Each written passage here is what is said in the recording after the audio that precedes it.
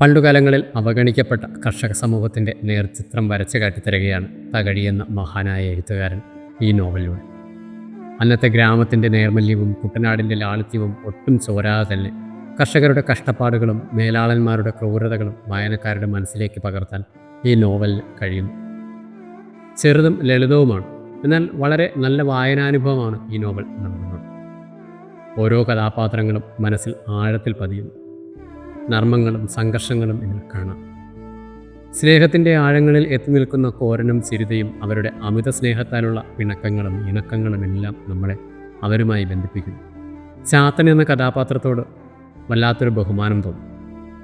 കോരൻ്റെ അച്ഛനോട് വല്ലാത്ത ദയ. അങ്ങനെ അവരെല്ലാം നമുക്ക് പരിചയക്കാരാകുന്നു. ഇല്ലായ്മകളിലും സ്നേഹത്താൽ സ്വർഗം തീർക്കുന്ന ഈ കർഷകർ വായനക്കാരെ കുഴണിയും. അതുപോലെ തന്നെ 40 കാലഘട്ടത്തിലെ സ്വാർത്ഥത നിറഞ്ഞ മുതലാളിത്തത്തോടും വർഗവിവേചനങ്ങളോടും നമ്മളിലും പ്രതിഷേധമുണ്ട്. കർഷക മനസ്സുകളിൽ ഉടലെടുക്കുന്ന തീവ്രമായ പ്രതിഷേധവും ഐക്യബോധവും അവരുടെ ശക്തിയായി തീരുന്നത് എങ്ങനെയാണെന്ന് രണ്ടാം ഭാഗത്തിൽ പറഞ്ഞു തരുന്നു.